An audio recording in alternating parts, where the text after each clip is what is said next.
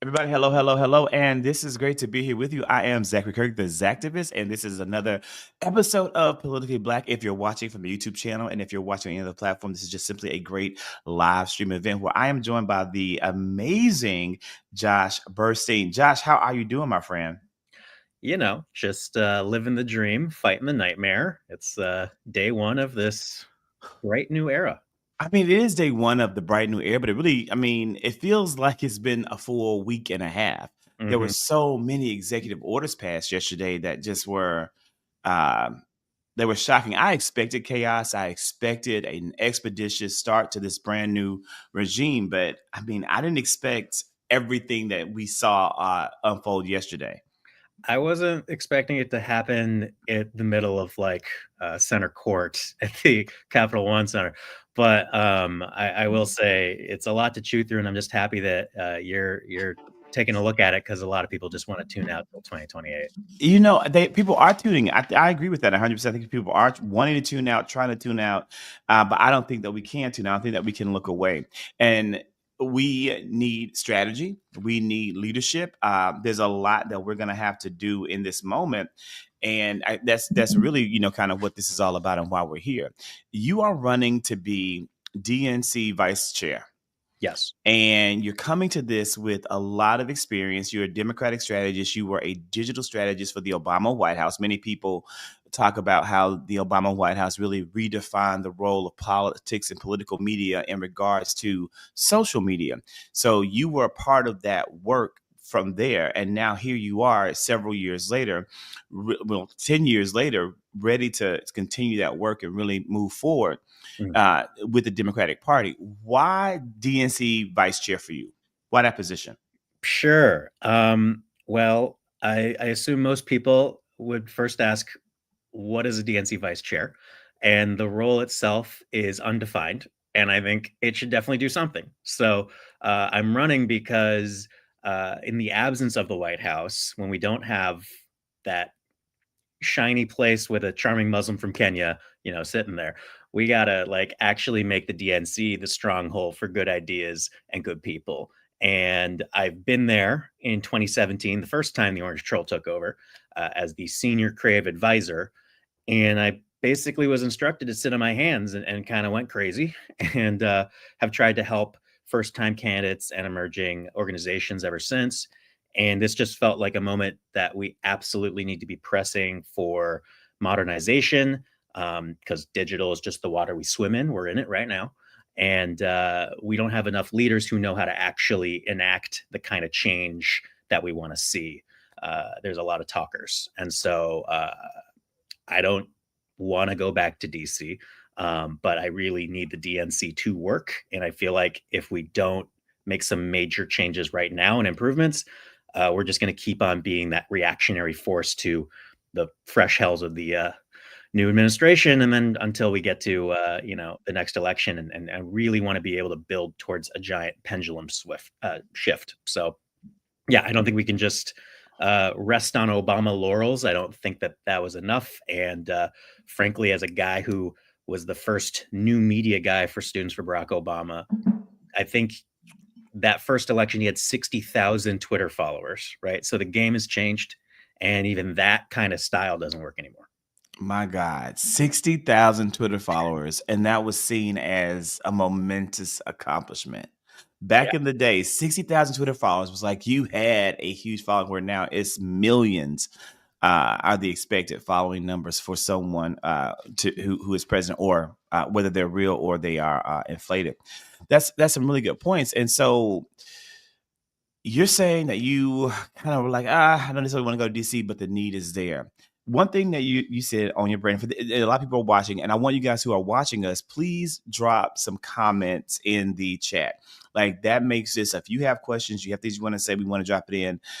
Gamey Kitten said, how about you interview David Hogg next? How about I interview David Hogg? David Hogg is welcome to join. Love to interview him. We have about 2 weeks until the actual DNC elections are held. And I want to emphasize to everybody, I don't have a vote. And more than likely, if you're watching this, you don't have a vote. There are actual people, though, for about 400 people who are going to vote. And it is my hope that these interviews will reach them. It may reach some of the constituents, the people that they have who they represent in the Democratic Party on their behalf. And they will raise to those people who they feel are the best fits for the future of the Democratic Party, because that's kind of where we are and what we are looking at, the future of this party and how to move it forward. Now, one thing that you said, Josh, on your website, and if you guys haven't visited Josh's website, you really need to. It's really fun, really funny. Josh is fun. He is funny. He's a little comedian in real life.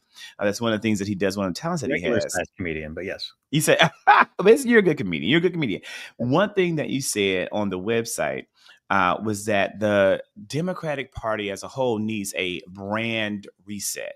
Now, first off, what's wrong with the current brand, and how do you envision a reset looking and happening?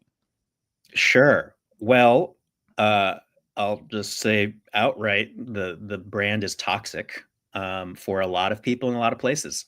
I have joked on a stand-up stage, like, am I a proud Democrat? No, I'm a loyal Democrat in a toxic relationship. Because the thing is this for so many of the voters that we're talking about trying to persuade and make sure they turn out, Fox News is in the background of their entire lives, and they don't have a space to feel like they can actually talk about and champion democratic values. And then on the other side, I think there's a lot of youth that don't necessarily feel embraced or have been given a lot of reasons to want to invest in this party.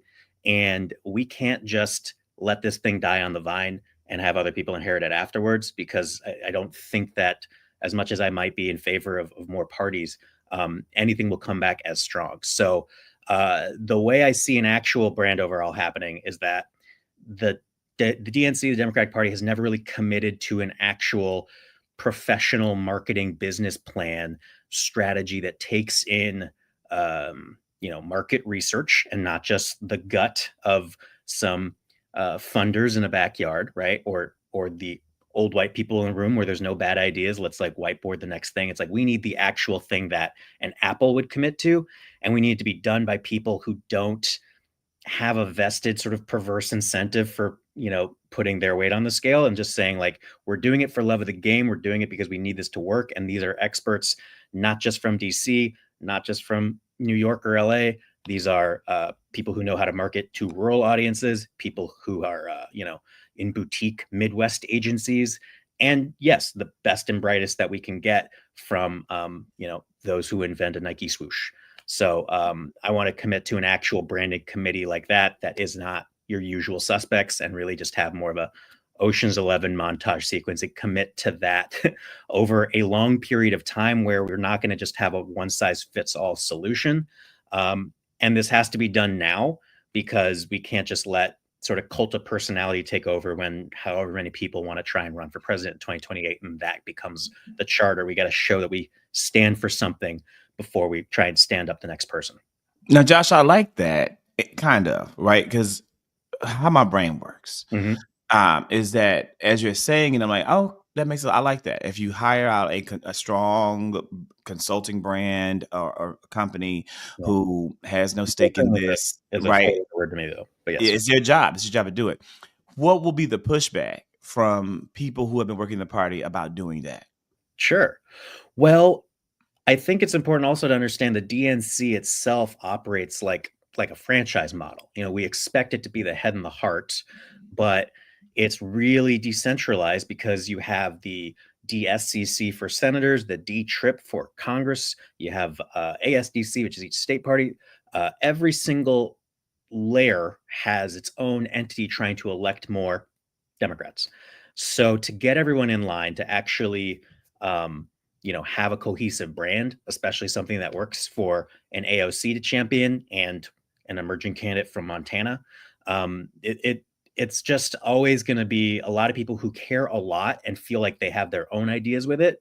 And that's why we need to be able to bring in something that's much more professional, objective, and listening oriented than reactionary to what we think is going to be hot for the moment. I agree. You got a like on that. Like we got a like popped up for my friend Larry Wallace. Larry, how you doing? I'm glad that you're out there watching, my friend, on your lunch break, because I appreciate that. Now, I agree. You haven't said that. I agree 100%. Like, I'm like, here's the what I'm thinking is going to happen is that you're going to have a lot of people who are then going to be, how do we get them all on the same page? Mm, Like, exactly. How do we get, and that's really kind of what Gaming Kitten is hitting at here. And it's a huge concern.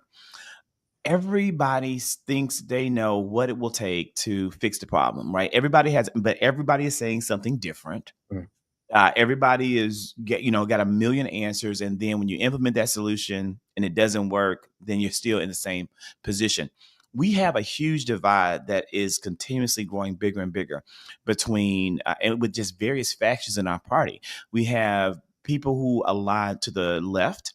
We have those who are considered to be your establishment liberal Democrats, and then you have your centrist moderates, never Trumpers, Republicans who've come over to the party.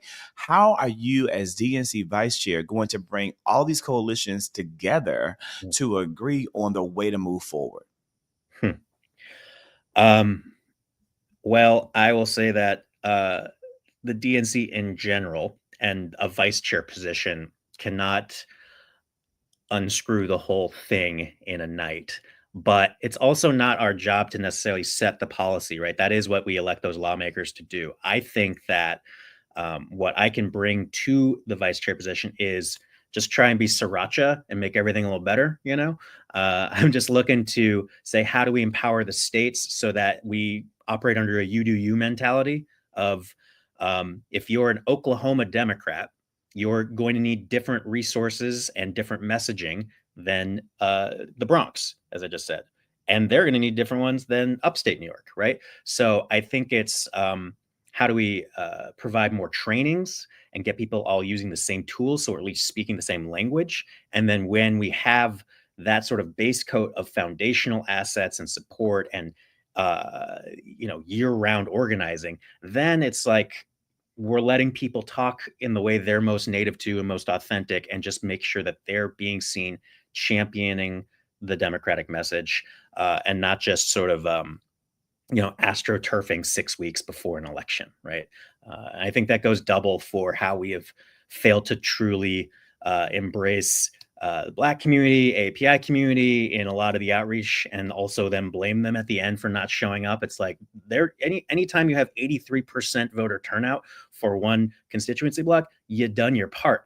So how do we actually do that when I'm pretty sure, and I might just be making these numbers, but the entire AAPI budget for outreach in Georgia was $10,000, right? So it's like, if we're not investing in what we want to grow, and if we're not finding ways to measure this and weight it differently for different places, like I think that's what the DNC has an opportunity to do, which is be that conduit and continue to be bonus and deliver to state parties, to campaigns. And yeah, that's my sriracha model, and maybe I'm just hungry. I believe you're muted. I know the budget in Georgia for our AAPI community wasn't high, but they were extremely active. I've never seen the community as mobilized, because I went to several AAPI events. They brought in some very big surrogates. I don't think I missed one. They did some huge canvassing efforts, and it was extremely impressive. So there must have been probably other funding and other things in there that kind of supplemented. But again, it still probably wasn't enough. Georgia dropped the ball, or someone, not Georgia, but I think our party dropped the ball in regards to Latino outreach in this state, and which I realized earlier, it was very low turnout from our Latino voters. I think there also wasn't a lot of actual direct contact to educate on the issues. But again, I think all of those are things that a strong vice chair would have to know and be ready to attack immediately. And one thing that I love about your websites, again, if you guys have not went to Josh's website, please do so, joshburstein.com. You can check him out. You can learn a lot more about the policies. It is a fun website to read. It's not over your head, highly academic, full of ideology and political talk.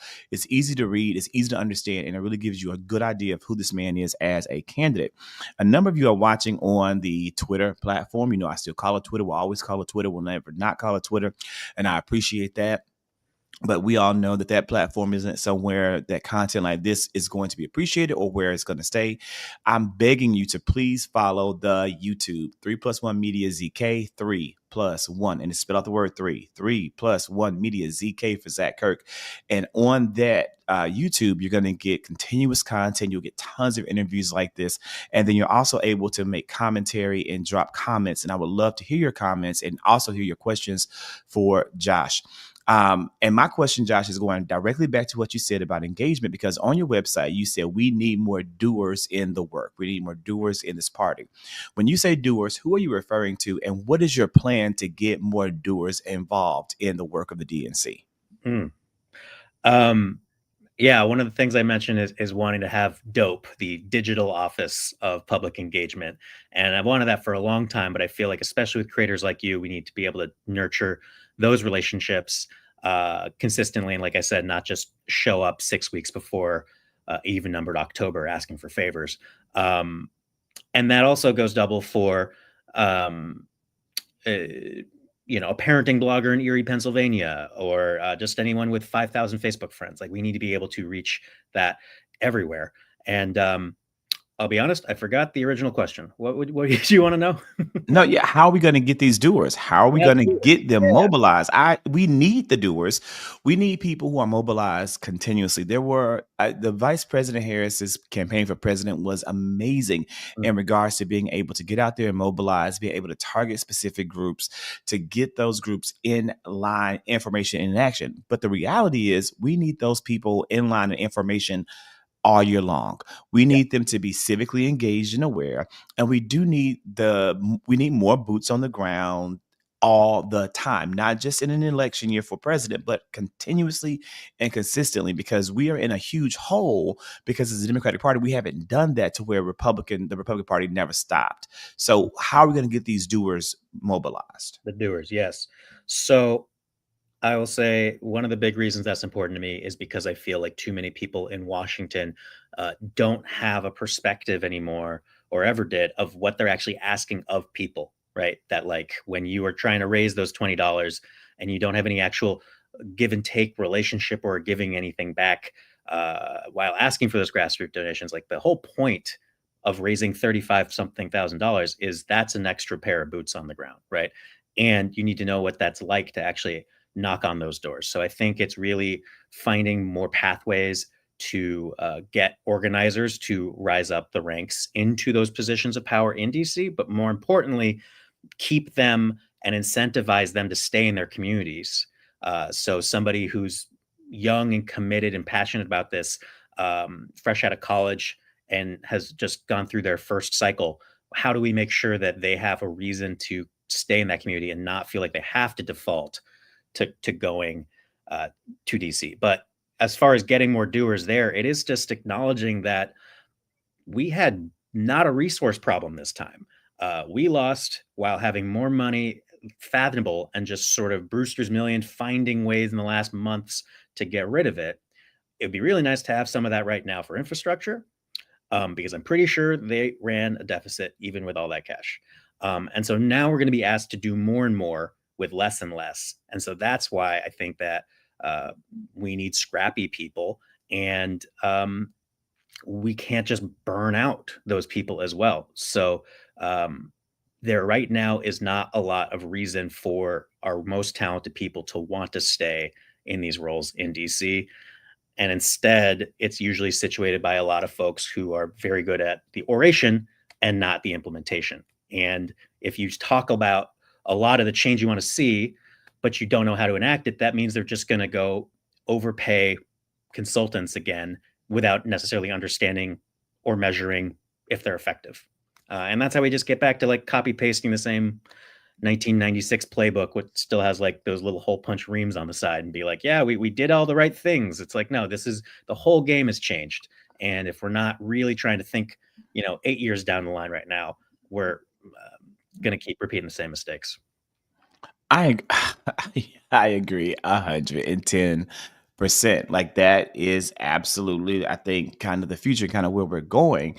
But how do we? This is what I'm thinking: is how are we going to get more people to understand that, right? Like, I'm a huge fan of Chair Jamie Harrison. I think that he has done an amazing job, and Harrison? I think that his tenure has been phenomenal, and I think that Democrats as a whole are extremely nihilistic and critical, oftentimes of their of each other and of the work of the party.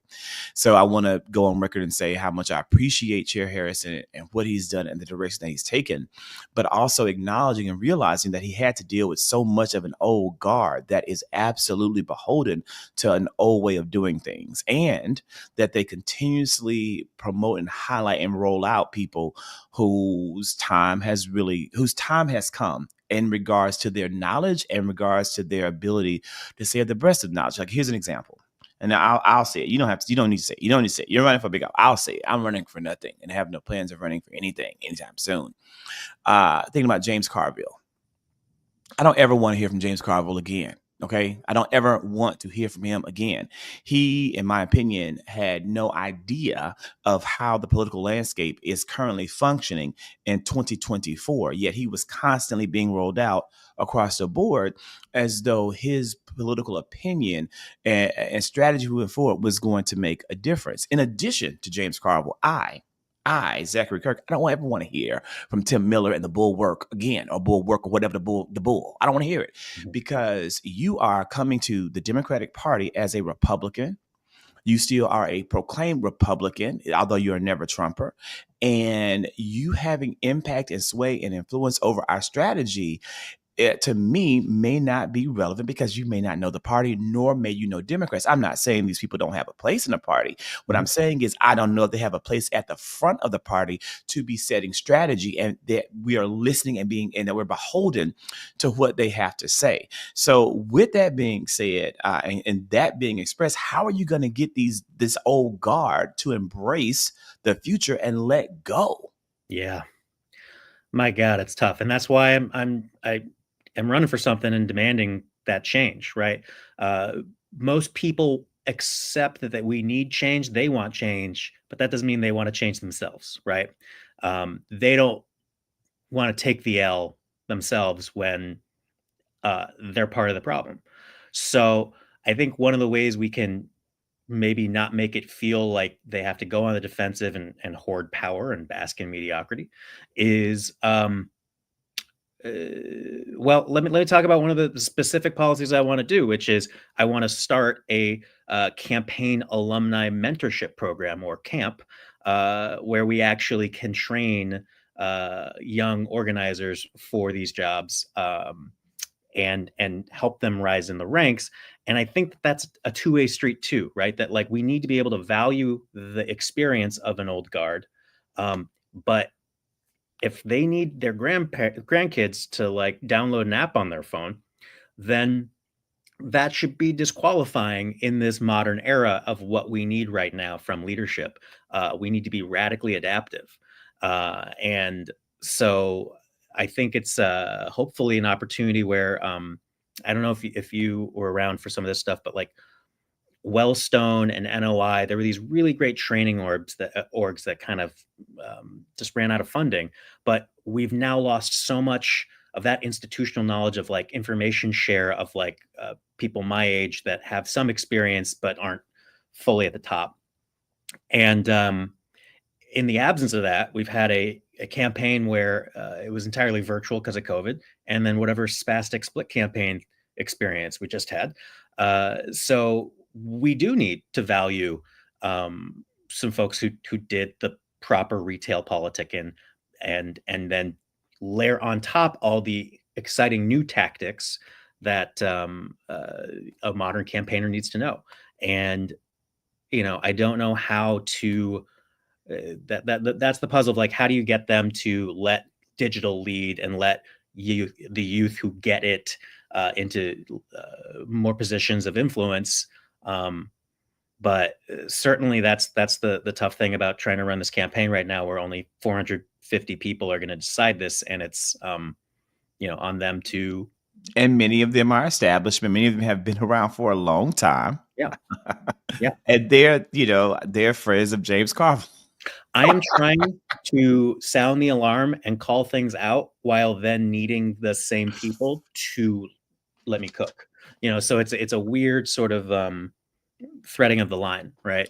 Well, yeah, and I, again, I'm not running for a thing. Could care less about who gets offended, and what is being said. If what is being said is the truth from my vantage point, with whatever knowledge I bring to the table, so I'll say it.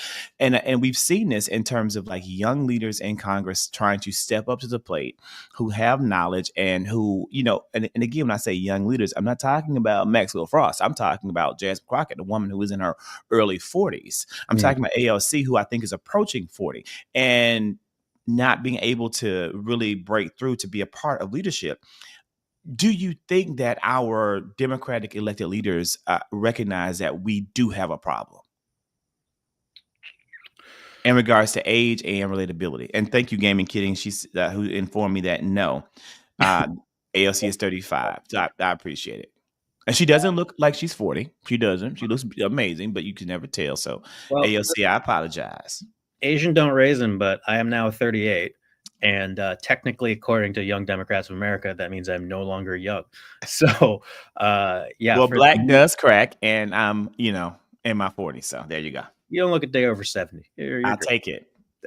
But yeah, the age is a real challenge, and we should be talking about it a little more based on what just happened last election. But we're not going to be able to set our own term limits in Congress. And, I don't know if that changes at all for the DNC. But just in terms of leadership, just in terms of people who can lead that committee and lead that work and be the public face of that work. I guess the good news about that is, in all likelihood, the chair this time around will be in their 40s and have been known for being competent and committed to the state parties. Most likely a nice Midwestern white guy. And I will accept that as change. I will accept the age difference as change, because I think that it comes with a more receptiveness to these kind of ideas and tactics that we're asking about introducing, and just changing the overall makeup of the electorate to be a little more younger and invested, and not just like a weird domestic ambassadorship that they're just passing along to like let them hang out and feel important, and again, everybody thinks they're doing the best, but that's also true of the other side. And the reason I really want people to give a damn right now is, if you step out, there's no cavalry coming, and that's what the bad people want, right? Like right now, everybody at the White House is just hoping you guys can't handle all of the bad stuff that happened yesterday, so you're just going to tune out forever. And we kind of do the same thing by writing terrible emails and texts that make you be like, well, which one of these 6 am I going to donate to? It's like, I'm out, right? We are scorching any goodwill and earth. And so that is some of the stuff where I'm like, how do we take the controls away from some of the elders who have really messed it up? I agree. I don't want one more email. Ain't no money for you. I'm not giving you a dime until not these blanket emails not happening. Now, in terms of candidates, yes. If I know the candidate leaving what's happening, yes. In terms of specific things, nonprofits, yes. The Human Rights Campaign, yes. But the DNC emails, absolutely not. Especially the ones from James Carville. Now, one thing that I've gotten some emails from James. This is what you said, James Carville. So here's a question that's came up that I think is important, is that about how to handle the misinformation. We are knee deep in misinformation and disinformation, and I think this is only going to increase throughout the course of this current administration. How can we combat that? Like, as regular people on the ground, how can we best combat this? Especially considering that we might be losing fair access to social media platforms. And when I say fair access, I'm talking about the fact that certain types of content will be suppressed, certain types of content will be targeted by trolls. How do we handle that from your experience and your perspective as someone who has professional digital political organizing experience? Yeah. Well, luckily at an early age, as a survival tactic, as just your run-of-the-mill Asian Jew from Tulsa, Oklahoma, I harness the power of my tan ambiguity to live in a lot of different spaces, and that includes trying to talk to the furthest middle, and not have them run me out of town when I talk about Joe Biden, and infrastructure. But I think the online and offline strategy is commitment, right? Like, we can't say we want a Joe Rogan of the left by trying to start something a month before the election. Like, these are parasocial relationships and trust that is built over years. And it's not just about, hammer on nail talking about policy, preach to the converted podcasts. It is um, finding other connection points. And so, I think when we were talking about, face of the party being younger, like, the face of the party is truly, who do you meet the first time you ever go into a local field office, right? And, like, how do we get them to stay for 4 years, 8 years longer? So you just know this is your person, and I have if I'm on the fence, if I'm an undecided voter, if I'm looking at the clown car that's happening right now, and, like, this isn't exactly what I was asking for. This does not represent me. Like, who's going to have that open-handed patience to hear out what problems they're having and what misinformation they're hearing, and be like, well, listen, I don't have horns. I've never met a lizard person. I know how terrible disorganized this operation is, that no house of cards kind of like theories could be really working. And you know me because I've lived on your block this whole time, or whatever.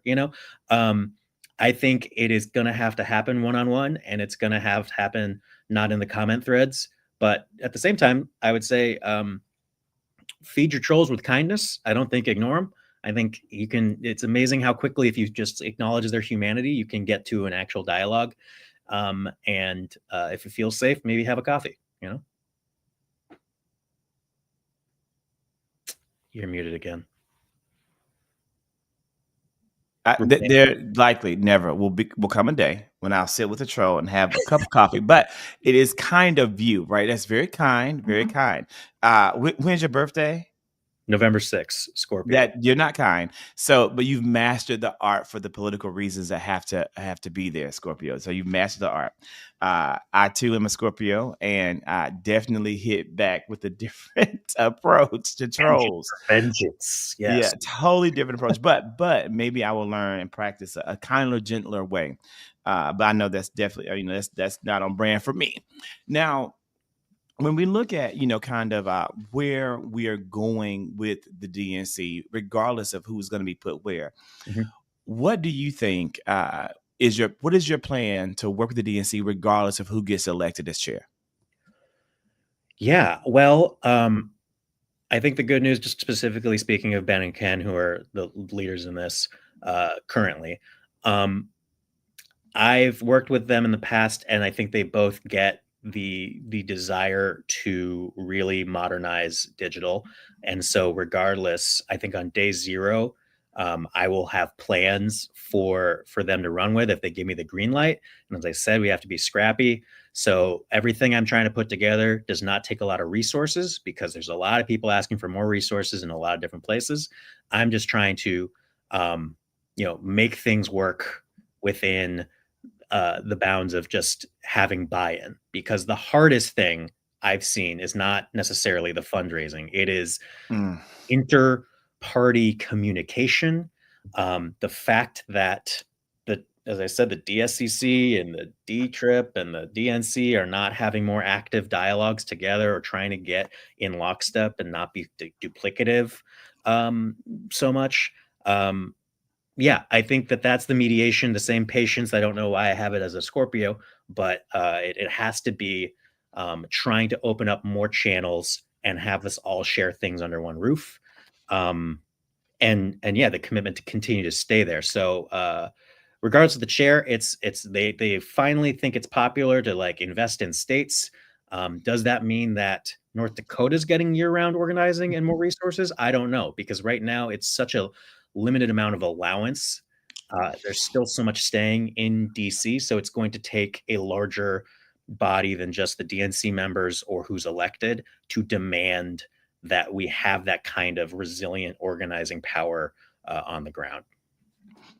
I know, right? But I don't see any other way around it. If we, we have to have a 50-state strategy, in my humble opinion, because of the proliferation of misinformation and disinformation out there. And I think having boots on the ground is the only way you can really combat it Yeah. in states and in local communities. As we're approaching the end, I want you to, if there are any questions that you have or anything that you could throw back, I definitely always want to take a question from, all these questions I've given. And then I'm going to ask you some more lighthearted, fun, personal questions, because I definitely want people to walk away from this interview having a good idea of who you are as a person. Mm. Well, I'd say I met you at the convention. I was creative director for the creator cohort, and I think we've had some like bright new shiny things, fun. A lot of people are like, "Oh, creators are making a difference," and I 100% agree with that, especially in comparison to Chicago Tribune circulation being 73,000 and MSNBC off prime time is 60,000, and what you can do and other folks like you.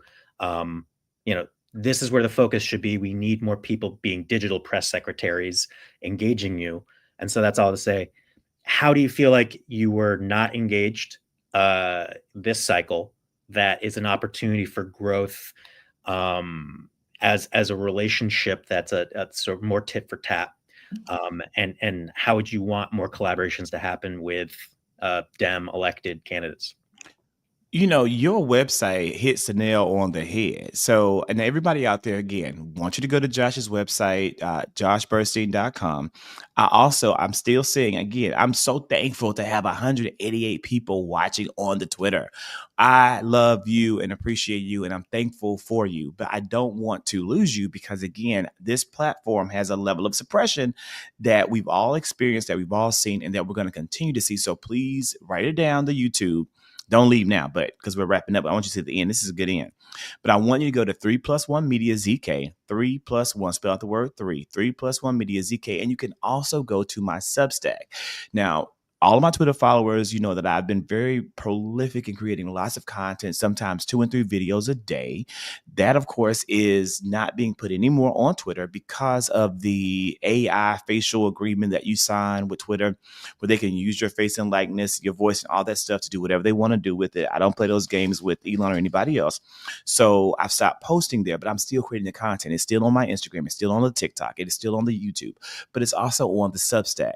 My Substack is called The Colored Section, and it's really good, in my opinion. 3 videos per week, long form, more in depth, that talks about topics as well as written content. So please check both of them out if you haven't done so. Josh, to answer your question, I think that the DNC did an amazing job of engaging content creators like me. I just wish that we could have been engaged earlier. We kicked off strong in August with the DNC convention, and we never stopped. But we need to be engaged year round. On your website, you talk about, you don't just create a Joe Rogan overnight. You have to create that. That happens over time. Joe Rogan's been in the game a long time, all the way back to Fear Factor. So this man has been doing this and being a public presence to then build up to where he is.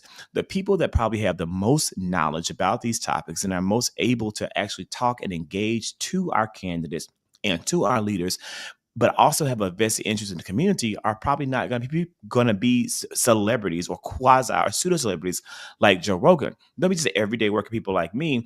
And in order for us to have a reach, we have to have a level of investment. Like, I'm sitting here interviewing right here from my house. Like, this is downstairs in the studio on my lunch break, because that's the time that we were able to carve out, that we were both free. And we need more of an infrastructure to be able to do this work and to broaden our reach, and to be able to also identify and find creative talent that's out there that may not be involved in this work, and bring them in as well. And that has to happen all year. It's not something that we do right before a convention. It's not something that we do in the midnight hour or the 11th hour. We do that all year for times, all for every year. Mm-hmm. When you talk about North Dakota, if you have a strong, committed coalition of really good content creators, the content will reach everyone in this country, not just people in North Dakota. It will reach them too. So if we can't have actual paid boots on the ground in these states, do the mobilization. Use the content creators that have the skill to reach and who are accessible to spread the word, and most importantly, combat the misinformation. Because I can't think of any other way that we're going to be able to fight back against the lies that are being told. So many things happened yesterday. It was a barrage of executive orders, 78 executive orders, and good things that were done for this country were overturned and rescinded with a stroke of a pen. Personhood for an entire marginalized group of people was taken away and taken off the table. The impact will be broad and far reaching. But what I'm not hearing is the mainstream media talk about it. I'm not hearing that. Many of us saw what I am saying for social media purposes and to not receive content violations.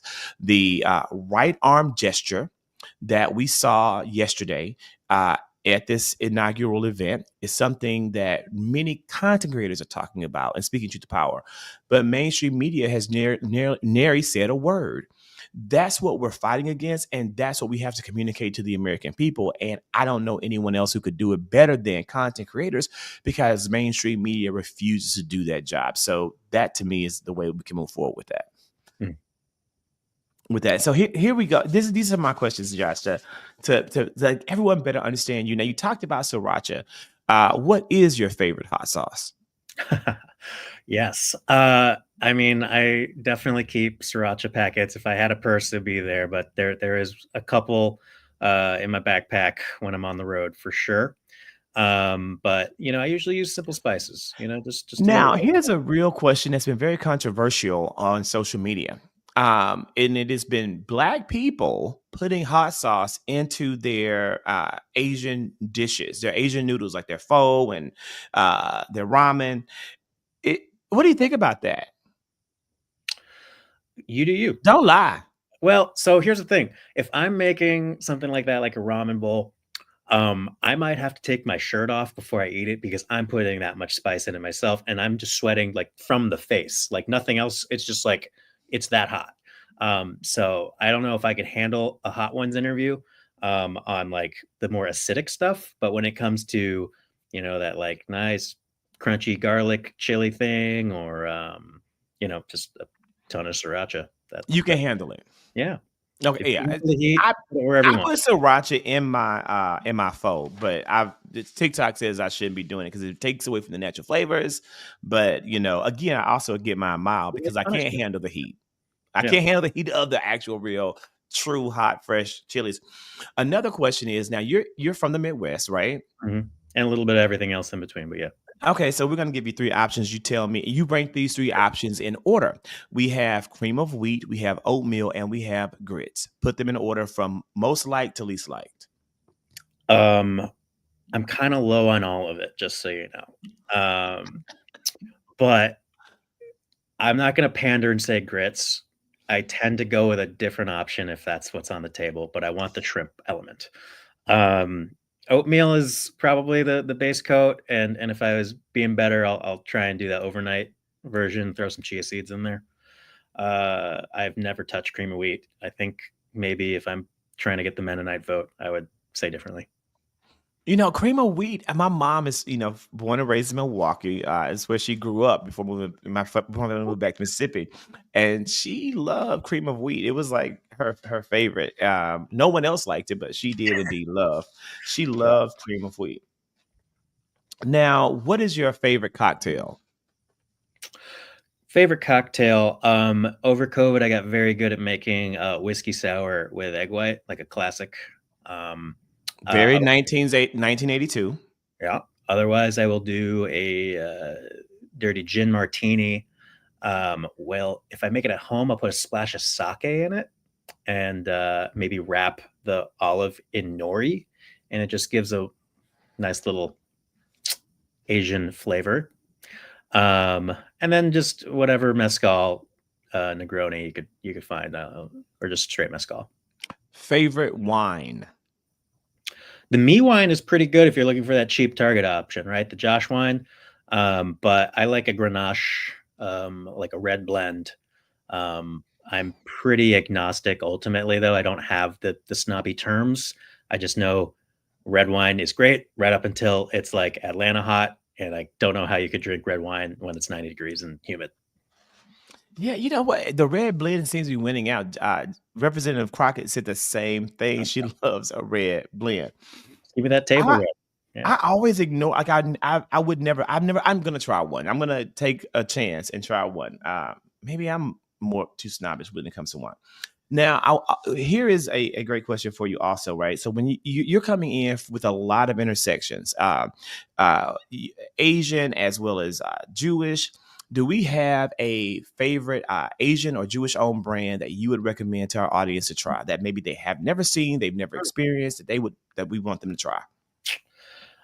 So I do my own share of Oh, Hebrew. give me both. Give me one of both if you can. So I will say what I get the invites to the Seder because of my miso matzo ball soup.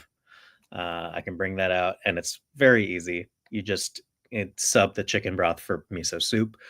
But as far as a specific brand, I am a dumpling influencer of my own, along with Simu Liu for Mila, which is soup dumplings that are frozen, um, that go to your door like the Din Tai Fung type. And if you use Josh 15, I think it might still work. You get 15% off. I didn't think I was doing SponCon here. No, but it's because people. It's always good to get we all are always looking for something new to try or buy. Now, is this easy to cook? Yeah, well, I just put them in the rice cooker. They get the little tray for that, and you just put steam, and it's done. I think there is like the weird little bamboo version if you wanted to do that properly, but otherwise, if you got a rice cooker, you're done. Wait, this is a rice dish? The little soup dumplings. Yeah, Yeah. dumplings, but there's no rice, right? No, But but you the can rice just steam cooker them with the a steam. s yeah, if you have a rice cooker, it's just such a good all-purpose, tool because you can create a little steam and just, in the machine. You know what's Yeah. a crazy point of fact? I hate rice. I've Yeah. always hated rice my whole life because I'm like, what is this? Like, what's the point? I like What is the quinoa point? Because or it has no flavor. Mhm. You have to. It's It tastes like great. whatever you flavor with. It doesn't have an actual flavor itself. It's like the DNC, it's the conduit for all the good stuff. That's what. That's a So great all way of your rice from explaining the it. Democratic Party runs through. I mean, that's a good. That is a good way of explaining it. There you go. And so, last question is what is who is one influencer out there that you just love their content that everyone watching should follow? Besides me, of course. Ooh, yeah, if I can't give you Just uh, one. gosh. You know somebody you just love, like you watch their content. It may change, right? Like for me, it changes. Like I'll be watching someone, I love them for a period of time. Then you start watching someone else. And like for Mhm. me right now, it's the the reclaimed. She changed her name, but I was always know her as the reclaimed. So she's on, you can type in the reclaimed on Twitter, the reclaimed on TikTok, the reclaimed on Instagram. Love, just falling in love with her content all over again.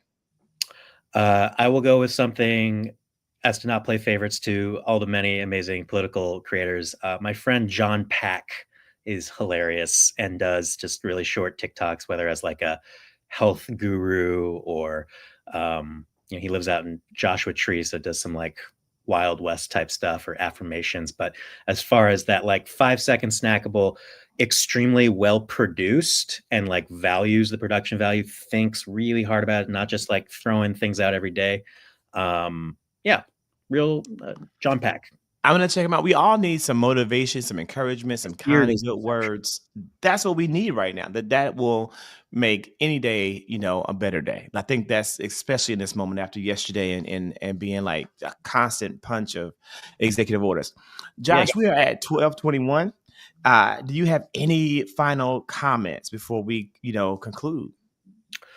Um, I'm just so happy to be doing this and want to show up in as many different creator mediums authentic to the creator and demonstrate that for other electeds that it shouldn't just be pigeonholed into a traditional MSNBC format or something. So I hope more people want to jump on your show in the future. I hope we get more reasons to collab. I'm at Always here. Yeah, I'm at jburst OFA on Instagram, jburst ish for everything else.